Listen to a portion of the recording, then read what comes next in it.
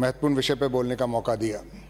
सर्वप्रथम तो मैं राजस्थान सरकार का धन्यवाद ज्ञापित करना चाहूँगा कि जिस बखूबी से उन्होंने कोरोना के दौरान राजस्थान की जनता की सेवा करी, उसके लिए आदरणीय मुख्यमंत्री महोदय, आदरणीय स्वास्थ्य मंत्री महोदय और पूरा चिकित्सा विभाग एवं अन्य जो स्वास्थ्यकर्मी थे वो सब बधाई के पात्र हैं।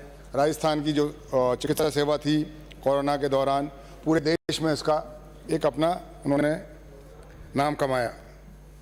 इसी तरह से सर जो नए मेडिकल कॉलेजेस की जो घोषणा हुई है ये भी एक अच्छा बधाई का पात्र है और मैं मानता हूँ आने वाले समय में राजस्थान की जनता को इसका पूरा लाभ मिलेगा। इसके साथ ही ग्रामीण क्षेत्र में जो नए CHC, PHC इनकी जो घोषणा की गई है ये भी अति शीघ्र चालू हो जाएंगी और हमारी जनता को, ग्रामीण जनता को, गरीब जनता को इसका लाभ मिलेगा। इसके लिए मैं सरकार को बहुत बहुत बधाई देता हूँ। सबकी तरफ से ये उधर भी कम हो गया, इधर भी कम हो गया। महोदय, इसके साथ साथ में कुछ सुझाव भी हैं, मेरे क्षेत्र की कुछ मांगे भी हैं जो मैं आदरणीय स्वास्थ्य मंत्री महोदय के ध्यान में लाना चाहूँगा। सर, मेरे विधानसभा क्षेत्र देवली उनियारा में देवली शहर की आबादी करीब 35,000 से ज़्यादा की है और ये देवली शहर 4 जिलों के नहीं होते, क्या करें बताओ। मीटिंग पॉइंट है सर। बूंदी, भीलवाड़ा, अजमेर, टोंक और चारों जिलों की सीमा पे है और यहाँ से राष्ट्रीय राजमार्ग 52 भी गुजरता है।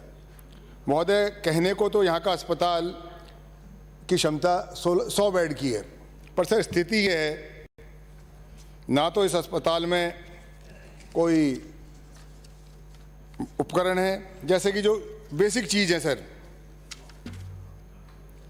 ना सोनोग्राफी की कोई मशीन है, ना डिजिटल एक्सरे की सुविधा है, ना ब्लड बैंक है, ना कोई आधुनिक एम्बुलेंस है।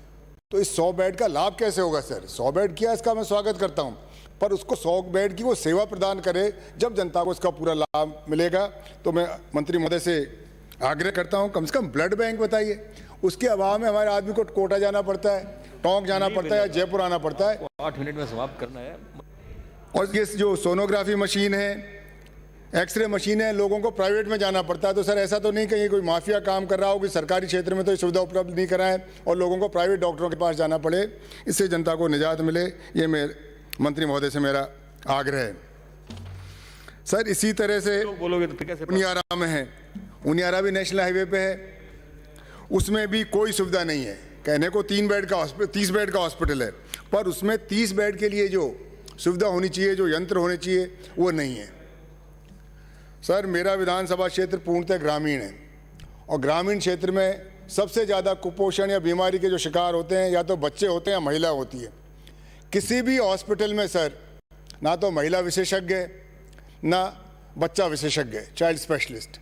अब सर इन अस्पतालों का सबसे ज़्यादा अगर विपरीत असर पड़ता है इनके अभाव में तो बच्चों पे और महिलाओं पर पड़ता है।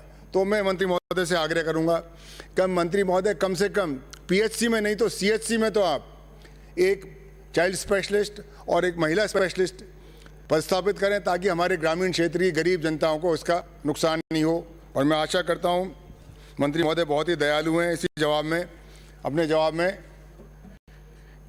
ये घोषणा करेंगे। महोदय, इसके साथ साथ नेशनल हाईवे पे जब कोटा जाते हैं हॉस्पिटल है सर CHC दूनी में। इस दूनी में सर नेशनल हाईवे पे है, जयपुर और कोटा जबलपुर वाला रोड है सर। ट्रॉमा सेंटर की मैं आपसे आग्रह करता हूँ, इतने एक्सीडेंट्स होते हैं सर यहाँ। अब उन लोगों को ले उस बेसिक चीज़ के लिए या तो टोंक जाओ, कोटा जाओ या माधोपुर जाओ, बहुत दूर जाना पड़ता है और बहुत लोगों की जान चली जाती है। तो कम से कम एक एलिमेंट्री चीज़ आप घोषणा करें, मैं आपका बहुत बहुत आभारी रहूँगा। महोदय, कुछ चीज़ें हैं जो मेरे क्षेत्र की नहीं है, प्रदेश स्तर की हैं।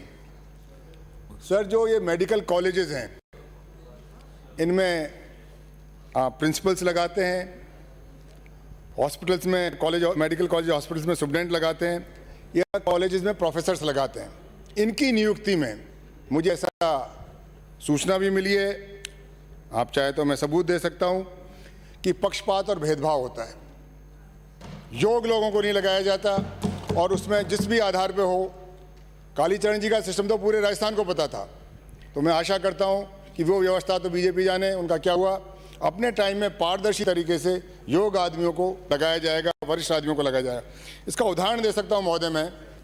सर, टोंक में जो जिला अस्पताल है, सरकार के कानून ये कहते हैं सर, 15/6/2016 को एक आदेश जारी हुए थे राज्य सरकार के द्वारा, स्वास्थ्य विभाग के द्वारा, कि जो वरिष्ठतम डॉक्टर है वो CMHO लगाए जाएंगे। ये आदेश है।